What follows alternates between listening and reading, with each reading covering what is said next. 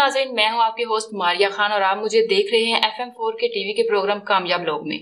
नाज़रीन, इस प्रोग्राम में हम उन लोगों को मदऊ करते हैं कि जिन्होंने अपनी अनथक मेहनत के साथ जिंदगी के किसी न किसी शोबे में कामयाबी हासिल की है। हम उनसे कुछ ऐसे सवालात करते हैं जिनसे उनकी कामयाबी के गुर जान सकें और हमारे देखने वाले जो हैं वो उनके कामयाबी के गुर जानकर उनसे इस्तिफादा हासिल कर सकें और कामयाब हो सकें। आज मेरे साथ मौजूद हैं मुल्क के नामवर मुसव्विर, कार्टूनिस्ट और समाजी रहनुमा जनाब हाफिज आदिल महमूद साहिब। तो आइए इनसे गुफ्तगू का आगाज करते हैं। अस्सलाम वालेकुम सर। वालेकुम सलाम। कैसे हैं आप? जी मैं अल्हम्दुलिल्लाह। अच्छा हाफिज साहब, सुनने में आ रहा है कि आर्टिस्ट पैदाइशी तौर पर ही आर्टिस्ट होता है, आप क्या कहते हैं इस बारे में? देखिए, पैदाइशी तौर पे कहा जा सकता है कि हर इंसान में कोई ना कोई फन होता है, कोई ना कोई आर्ट होता है, लेकिन उस आर्ट को एक्सप्लोर करना, उसे ढूंढना और उसे ढूंढने के बाद उसी रास्ते पे गामजन हो जाना, ये किस्मत वालों के बिल्कुल की जिंदगी में होता है। और बहुत से ऐसे लोग होते हैं पैदाइशी आर्टिस्ट, पैदाइशी बंदा बिल्कुल कोरा होता है, न्यूट्रल होता है, कभी भी कोई पैदाइशी आर्टिस्ट नहीं हो सकता। पैदाइशी ये माहौल, उसके सर्कमस्टांसिस, उसकी बचपन में पसंदीदगी, उसकी तालीम, ये सब चीजें जब मिलती हैं मजमूई तौर पे तो वो फिर अपने प्रोफेशन का इंतखाब करता है। सही। अच्छा सर, कहते हैं कि आपने फन मुसव्वरी जो है किन से सीखी और इस शोबे में आपके उस्ताद कौन है? देखिए, मैं जब मैट्रिक के बाद मैंने बतौर कार्टूनिस्ट मुख्तलिफ अखबारात को ज्वाइन किया, लेकिन उसके बाद मेरी तालीम भी जारी थी। तो बतौर कार्टूनिस्ट मुझे आर्ट में तालीम हासिल करना मेरी मजबूरी थी कि मैं आर्ट की फील्ड में ही जाऊं, क्योंकि मुझे अपनी उस ऑफिशियल डेजिग्नेशन में प्रमोट होने के लिए आर्ट की डिग्री मुझे चाहिए थी। उसके लिए मैंने गुजरांवाला में एक कॉलेज था, अल करम school of textile and management sciences, जहाँ पे टेक्सटाइल के साथ साथ फाइन आर्ट्स का शोबा भी मौजूद था। यहाँ पे मैं बीए करने के बाद फिर I had to move, FA करने के बाद, आईकॉम एफए करने के बाद मुझे लाहौर मूव करना पड़ा और बाकी जो तालीम है मुझे हासिल करनी पड़ी। कुछ गुजरांवाला से इब्तदाई तालीम और बाकी मुझे लाहौर से। इसमें असातिज़ा की अगर आप बात करें कि मेरा उस्ताद कौन है, तो एक जब आप कोई भी तालीम हासिल कर रहे होते हैं तो उसमें एक उस्ताद नहीं होता, उसमें मल्टीपल टीचर्स और डिफरेंट टीचर्स होते हैं जिनकी एक टीम आपकी आइडियल भी होती है और उसके साथ फिर सब आपके साथ होते हैं। बिल्कुल। अच्छा सर, आप कौमी सतह के कार्टूनिस्ट भी हैं, रोजनामा नवाए वक्त में भी आपने जो है आपके कार्टून शाया होते रहते हैं, तो ये फन आपने किन से सीखा? कार्टूनिस्ट, बतौर बीइंग कार्टूनिस्ट मैंने ये बचपन से ही मैं कार्टून्स बनाता था। अच्छा। पेंटिंग्स मैंने सीखी हैं, पेंटिंग्स का जो फन है वो तो ऑब्वियसली सीखने से आता है, लेकिन कार्टूनिस्ट बचपन से ही मैं था और ये तो खुदा दाद आप कह सकते हैं। अच्छा, ये अल्लाह की तरफ से हम समझ सकते हैं। सही। अच्छा सर, कहते हैं मुसव्वरी नहायत मुश्किल फन है, आपके जहन में ये बात कैसे आई कि मुझे इस तरफ ही आना चाहिए? इसी फील्ड को आपने क्यों चुना? ये चाहे मैं नहीं बना सकता, मेरी नज़र में ये बड़ी मुश्किल है, मैंने आज तक नहीं बनाई, लेकिन जो बनाते हैं रोज उनके लिए बड़ी आसान है। मुसव्वरी, तस्वीर कशी, तस्वीर निगारी, पेंटिंग बनाना, ये आम बंदे के लिए तो बड़ा मुश्किल है, लेकिन जो रोज बनाता है उसके लिए इतनी ज्यादा ये मुश्किल काम नहीं है। और जब आप किसी चीज में आपको काम करके थकावट नहीं होती, दिल लगता है, तो फिर इंसान की ख्वाहिश होती है कि वो उसे बतौर शोबा अपना ले। बिल्कुल। कोई भी कॉलम नगार या रिपोर्टर जो बात कई पैराग्राफ्स में नहीं कर पाता, कार्टूनिस्ट वही बात चंद लकीरों में कर लेता है। आपने इतना मुश्किल फन किससे मुतासिर होकर सीखा था? देखिए, मुतासिर होने की अगर बात है तो बचपन में हमारे घर में एक असूल था कि अखबार रोज आता था हमारे घर। मेरी वालिदा मोहतरमा, मेरे वालिद अखबार पढ़ते थे, उन अखबारों में कार्टून्स छपा करते थे।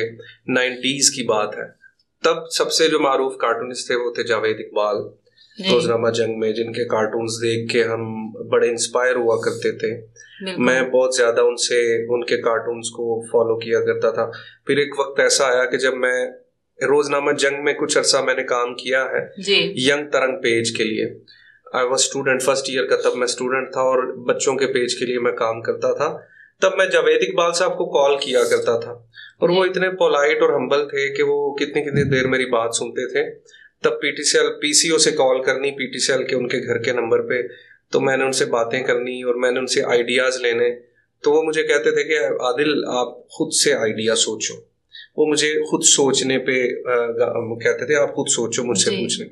उनकी भी रहनुमाई रही और बाकी सिलसिला जिंदगी है, इसी तरह चलता है। सही। अच्छा सर, गुजरांवाला में आप एक इदारा भी चला रहे हैं जहां आप नई नस्ल को फन मुसव्वरी सिखाते हैं, तो आपका क्या ख्याल है, ये कैसे कर पाते हैं आप? देखिए, कोई भी काम तब तक मुश्किल होता है जब आप उसे शुरू नहीं कर लेते। सही। जब आप उसे शुरू कर लेते हैं, शुरुआत में उसमें मुश्किलात होती हैं, लेकिन वक्त के साथ साथ जब आपकी एक टीम बनती जाती है तब आपका काम तकसीम होता जाता है। तो गुजरांवाला में इसकी ज़रूरत थी जी। और रहेगी, क्योंकि गुजरांवाला में ये वाकई गुजरांवाला एक ज़रख़ेज़ ज़मीन है। यहाँ पे पहलवान, आर्टिस्ट्स, यहाँ पे फ़नून लतीफ़ा से मुंसलिक लोग हमेशा रहे हैं और आइंदा भी रहेंगे। अच्छा सर, इस फन में आपको हुकूमत की तरफ से भी कोई सपोर्ट मिली कि आप इसको आम कर सकें? हुकूमत सपोर्ट क्या करेगी? मतलब हम लोग आर्टिस्टों का ये मसला होता है, ये बड़े सुस्त लोग होते हैं जी। हम लोग घर बैठ के कहेंगे हुकूमत हमें सपोर्ट करे। हुकूमत बेचारी क्या क्या करे? वो घर आए हमारे और दस्तक दे कि भाई सपोर्ट ले लो, वो कहे कि भाई उठो सपोर्ट लो, हम तुम्हें फंड्स देना चाहते हैं। हम कभी गवर्नमेंट को हमने कभी कुछ मिलके कहा ही नहीं है। हम लोग ऐसे लेजी कौम है कि हम लोग कहते हैं कि हमें बाजू से पकड़ के मौका दिया जाए, मौके खुद बनाए जाते हैं।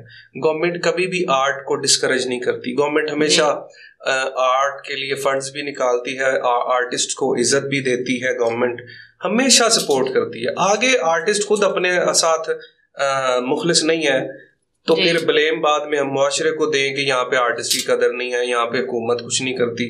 आर्टिस्टों ने खुद अपने लिए क्या किया है तक? कुछ भी। वो खुद तो कुछ करते नहीं है, बस हुकूमत पर डालने ये और वो बस। सही। अच्छा, गुजरांवाला आर्ट्स काउंसिल के साथ आपके इश्तराक का जो तजुर्बा था वो कैसा रहा? गुजरांवाला आर्ट्स काउंसिल की टीम खासा कम लोग हैं, एक तो टीम ज्यादा होनी चाहिए और मेरा कोई इतना अच्छा तजुर्बा नहीं रहा।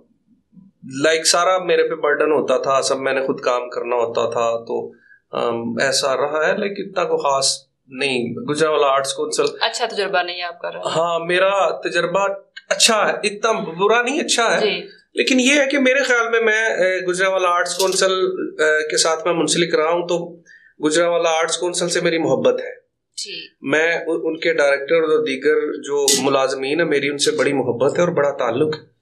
लेकिन मैं उन्हें जब देखता हूँ ना कि वो इतना ज्यादा काम करते हैं और इतना थक जाते हैं, बेचारा इतनी बड़ी बिल्डिंग है, उस बिल्डिंग में एक ही स्वीपर है, स्टाफ की इतनी कमी है, तो मुझे बड़ा दुख होता है, तरस आता है। वो डायरेक्टर साहब हैं, वो खुद सारा उठ के काम करते हैं, इतनी मेहनत करते हैं। आर्ट्स काउंसिल बड़ा मेहनती इदारा है, इसमें कोई शक नहीं है। रही मेरे तजर्बे की बात, तो मेरा तजर्बा तलख अगर मैं कहूँ तो इस तनाजुर में है कि मुझे उन लोगों को देख के मुझे अजीब बुरा लगता है कि मेहनत बहुत ज्यादा करते हैं।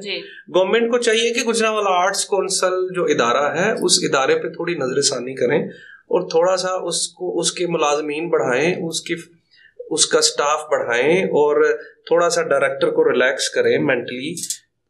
बेहतरीन काम गुजरांवाला आर्ट्स काउंसिल कर रहा है और करता रहेगा और बिल्डिंग भी उनके पास शानदार है। मेरा जाती तजर्बा, हर बंदे का अपनी मेंटल होती है कि अच्छा बुरा जो भी है उसको वो मैटर नहीं करता। दर हकीकत वो एक इदारा है और उसे बेहतरीन तरीके से चलते रहना चाहिए। अच्छा, आप अपनी आर्ट गैलरी में अदबी महफिलें भी जो है सजाते रहते हैं, इससे सिर्फ ज़हनी और कल्बी तस्कीन ही मिलती है या कोई माली फायदा भी होता है? माली फायदा देखने, जो इंसान हर दफा हर वक्त माली फायदे के पीछे भागता है ना, माल उसके आगे आगे भागता है। मेरी आर्ट गैलरी में जो अदबी महफिल होती है उनमें मुझे माली फायदा तो नहीं होता, मैं खुद से खर्च करके करता हूँ। अच्छा। वो खुद से इसलिए खर्च करता हूँ कि मुझे आर्ट ने बड़ा कुछ दिया है। सही। मैं आर्ट को क्या दे रहा हूँ, मैं आर्ट के ऊपर क्या इन्वेस्ट कर रहा हूँ, मैं अपने मुझे भी तो चाहिए ना, मैं भी आर्ट के लिए कुछ करूँ। पेंटिंग्स में बना रहा हूँ, मेरे कार्टून्स बना रहा हूँ, अखबारों में लग रहे हैं, स्टूडेंट्स आ रहे हैं। लेकिन जो शुआरा हैं, शायर हजरात हमारे बेहतरीन, उनके पास प्लेटफॉर्म आर्ट्स काउंसिल का भी है। चलें, अगर कभी उनका दिल करे थोड़ा सा एक और जगह होनी चाहिए, वो यहाँ भी आ जाते हैं। तो मैं अपने तौर पे करता हूँ, माली फायदे के लिए मैं नहीं ये करता था। सही। अच्छा सर, मुसव्विर और कार्टूनिस्ट जो है वो नहायत हसास होते हैं, ये माशरे के नवाज भी होते हैं, माशरती बीमारियों की निशानदही और इनका इलाज तजवीज़ भी करते हैं। क्या ये खुद भी तोड़ फोड़ का शिकार होते हैं? हसास वसास नहीं होते, ये झूठ है। ये बड़े जालिम लोग भी होते हैं। ये बड़े, देखिए, हसासियत होना और संजीदा होना, सख्त मिजाज होना, जालिम होना, यह हर इंसान का एक उसका इनफरादी तर्ज है। बिल्कुल। मसलन एक बच्चा जो है ना वो हसास है, तो वो एक डॉक्टर भी हसास हो सकता है, एक बिजनेसमैन भी हसास हो सकता है। हम किसी भी तर्ज जिंदगी को, किसी भी तमद्दुन को किसी खास शोबे से मुंसलिक नहीं कर सकते। हम आर्टिस्ट बिल्कुल आम बंदा ही होता है, कोई फर्क नहीं है। ये जिस तरह आम लोग होते हैं, ये बड़े जालिम भी होते हैं, ये बड़े एक दूसरे से मिलते भी नहीं, बड़े इनमें तकब्बुर भी होता है, बड़ा हसद भी होता है। ये बिल्कुल एहसास नहीं होते। मैं कहता हूँ कि आम बंदा ज्यादा एहसास, आम बंदा पता है करेगा आपके ना हमारे पास आके, वो यार हम लोग आपकी बड़ी कदर करते हैं, आप लोग बड़े एहसास लोग। मैं कहता हूँ बिल्कुल हम एहसास लोग नहीं, हमें वैसे ही डील करें जैसे आम बंदे को डील कर रहे हैं, खुदा के नाम पे। ऐसे ना, ये ऐसे ही बना दिया कि आर्टिस्ट बड़ा एहसास होता है, कोई एहसास नहीं होते ये लोग। ये बड़े ये अजीब लोग हैं सारे ही। हर बंदे की ये तर्ज जिंदगी और आदत उसकी जाती और इनफरादी होती है। सही। अच्छा सर, नौजवान नस्ल के लिए क्या पैगाम देना चाहेंगे? नौजवान नस्ल को मैं ये कहूंगा कि जो आपका दिल करता है ना करने को, उसे पॉजिटिव वे में करते जाएं। सही। आप लोग अगर नौजवान नस्ल को मैं ये कहूंगा कि आप डॉक्टर इंजीनियर्स बनने की बजाय थोड़ा अदब की तरफ भी आएं, थोड़ा आर्ट की तरफ भी आएं, थोड़ा जिंदगी की तरफ भी आएं। डॉक्टर बन के आप अपने आप को वक्त देने से भी रह जाएंगे, आप अपने आप इतने बिजी हो जाएंगे, आप लाइफ जी नहीं सकेंगे। नौजवान नस्ल को मैं ये कहूंगा कि तालीम पे तवज्जो दें, अपने स्किल पे तवज्जो दें। जो बंदा तालीम और स्किल दोनों रखता है ना जी, वो सरवाइव करेगा। आने वाला जो दौर है ना बड़ा सख्त है। बिल्कुल। हमें जो तालीम याफ्ता या स्किल्ड नहीं है ना, या तो स्किल्ड हो या इंटायरली एजुकेटेड हो जी। अगर ये दोनों स्किल उसमें नहीं है तो वो बहुत लोअर क्लास में सरवाइव करेगा, जो कि आइंदा बड़ा तकलीफ दे है। नौजवान नस्ल हमारी रीढ़ की हड्डी है और इसे वो करना चाहिए जो उनका अपना दिल मानता है। किसी पे फोर्स करने पे, वालिदैन अगर कोई खास प्रोफेशन आपको फोर्स कर रहे हैं कि वो प्रोफेशन अपनाएं, तो उनके साथ मीटिंग करके उन्हें कायल करें, उन्हें आमादा करें, उन्हें मायल करें, उनके बागी ना हो जाएं।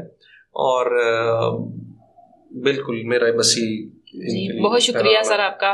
थैंक यू जी। तो नाज़रीन, आज का प्रोग्राम आपने देखा, उम्मीद करती हूँ आपको बहुत से सवालों के जवाब मिल गए होंगे और हमारी जो नौजवान नस्ल है उनके भी कुछ आइडियाज़ क्लियर हुए होंगे।